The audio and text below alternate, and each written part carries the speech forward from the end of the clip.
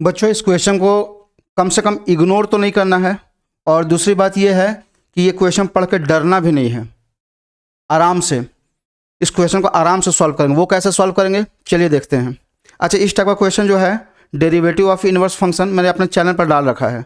आप मेरे चैनल पर जाइए और 2-3 वीडियो मैंने डाला है, उसको देख लीजिए, आपको हेल्प मिल जाएगा कैसे सॉल्व करते हैं क्वेश्चन। ऐसे तो मैं एक्सप्लेनेशन दे दूंगा, लेकिन जितना ज़्यादा प्रैक्टिस होगा आपके लिए उतना ज़्यादा अच्छा है। ठीक है, इस क्वेश्चन को कैसे करेंगे वो देखिए। मैंने पिछले वीडियो में, बहुत पहले के वीडियो में भी समझाया है कि जी इज इनवर्स, ये इनवर्स वर्ड आ गया, डेरिवेटिव वर्ड आ गया, बिना सोचे समझे आप ऐसे लिख लीजिए F of F inverse x equals x. ये तो हमेशा ट्रू होता है, लेकिन इसी स्टेटमेंट से आगे बढ़ा जाता है डेरिवेटिव के लिए। ये समझ में आया?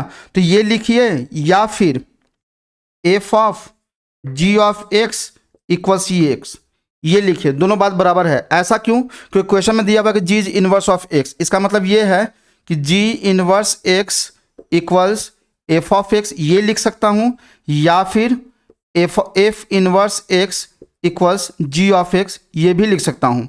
तो ये सारे इन्फॉर्मेशन मेरे पास ये है, क्वेश्चन में गिवन है, राइट। आगे बढ़ते हैं।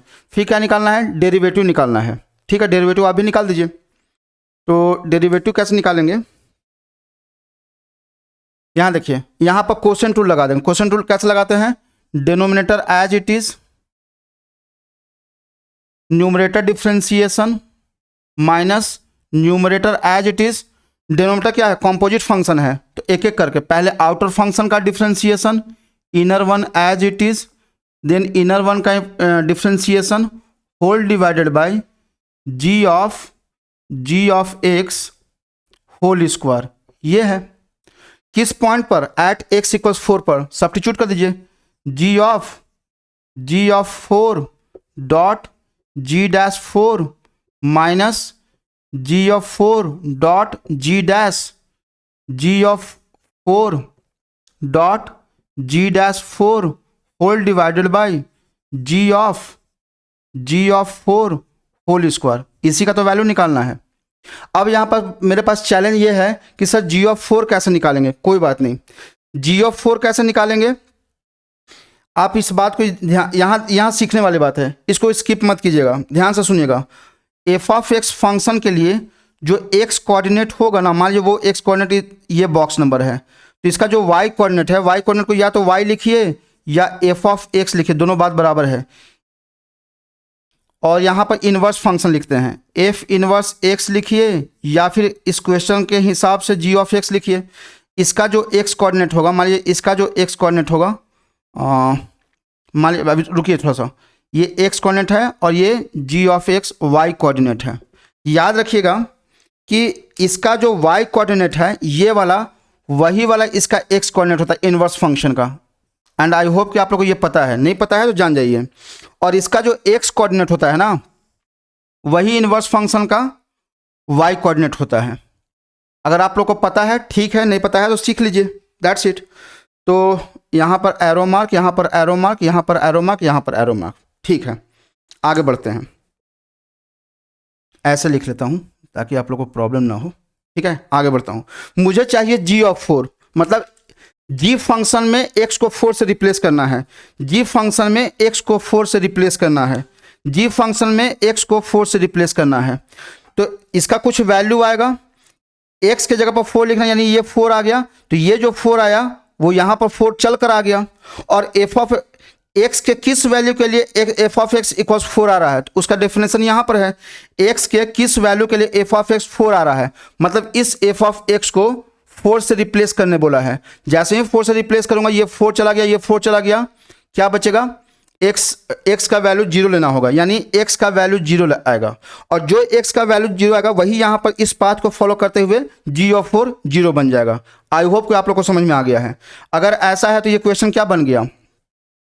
ये क्वेश्चन बन गया G of 0 dot G dash 4 minus G of 4 कितना है? जी ऑफ 4 0 है। इसका मतलब ये हुआ कि ये वाला सारा टर्म तो 0 बन गया, लिखने का जरूरत ही नहीं है मुझे, divided by ji of 0 whole square, ये आ गया है। समझ में आया? अब नया चैलेंज ये है कि सर जी ऑफ जीरो कैसे निकाले, जी डैश 4 कैसे निकाले। कोई बात नहीं, जी ऑफ जीरो फिर से निकालना है, यानी इस बॉक्स को जीरो पुट करना है और यहाँ क्या आएगा उसको भी निकालना है। रुकिए, यहाँ पर एक्स का वैल्यू जीरो पुट कर रहे थे, यहाँ भी एक्स का वैल्यू जीरो पुट करेंगे। यहाँ पर जो जीरो पुट किया तो वही यहाँ पर चल के आ गया, राइट। और यहाँ पर यानी एफ ऑफ एक्स का वैल्यू जीरो, इस बार एफ ऑफ एक्स का वैल्यू जीरो आ रहा है। साफ पता चला कि x का वैल्यू अगर -1 लेंगे तो -1 -3 -4, यानी x का वैल्यू -1, तो यहाँ पर -1 और ये वाला -1 चल के कहाँ पर आ गया, इस बॉक्स में आ गया -1, यानी इसका आंसर कितना होगा -1 into g dash 4 divide by -1 whole square. अब नया चैलेंज ये है ना कि जी डैश 4 कहाँ से निकाले, उसके लिए हम लोगों ने अच्छा डिफ्रेंसिएशन नहीं किया है। इतना समझ में आ गया ना। मुझे स्पेस चाहिए तो मैं इसको इरेज करता हूं। जी डैश 4 चाहिए ना, कोई बात नहीं। यहां पर क्या लिखा हुआ है, एफ ऑफ एफ डैश लिखिए, सॉरी एफ इनवर्स लिखिए या जी ऑफ एक्स लिखिए, दोनों बात बराबर है क्योंकि एफ इनवर्स ही जी है। डिफ्रेंशिएट कीजिए, outer function differentiation, inner one as it is, inner one function differentiation, right hand side differentiation 1। G dash X चाहिए तो जी डैश एक्स का वैल्यू कितना हो गया 1 by F dash G of X आ गया। मुझे कितना चाहिए, जी डैश 4 चाहिए, यानी एक्स को रिप्लेस कीजिए 4 से, यानी इस एक्स को रिप्लेस करेंगे 4 से तो यहाँ भी 4 से रिप्लेस करना पड़ जाएगा। और अभी हम लोगों ने निकाला था जी ऑफ 4 कितना आया था, 0 आया था आई थिंक, तो 1 बाई एफ डैश 0 ये निकालना। ये तो बहुत आसान है, आपके पास एफ ऑफ एक्स अवेलेबल है, इसको डिफ्रेंशिएट कीजिए ना। अगर इसको डिफ्रेंशिएट करूं तो क्या आएगा, F dash x equals 3x square plus 3 आएगा। एफ डैश एक्स के जगह पर 0 पुट करना है तो एफ डैश 0 कितना हो गया, वो हो गया 3 आ गया। इसको यहाँ पर सब्स्टिट्यूट कीजिए, इस वैल्यू को यहाँ पर सब्स्टिट्यूट कीजिए तो -1 इंटू एफ डैश 0 कितना हो गया, अच्छा जी डैश 4 का वैल्यू रेसिप्रोकल फॉर्म में है तो रेसिप्रोकल फॉर्म में कितना हो जाएगा 1/3 हो जाएगा और ये तो -1 होल स्क्वायर 1 ही आएगा। फाइनल आंसर कितना आ गया -1/3, तो ये आ गया -1/3। अब आप बताइए कैसा लगा एक्सप्लेनेशन। आई होप कि आप लोग को एक्सप्लेनेशन पसंद आएगा। अगर एक्सप्लेनेशन पसंद आया है तो कमेंट सेक्शन में लिख के बताइए कैसा लगा एक्सप्लेनेशन।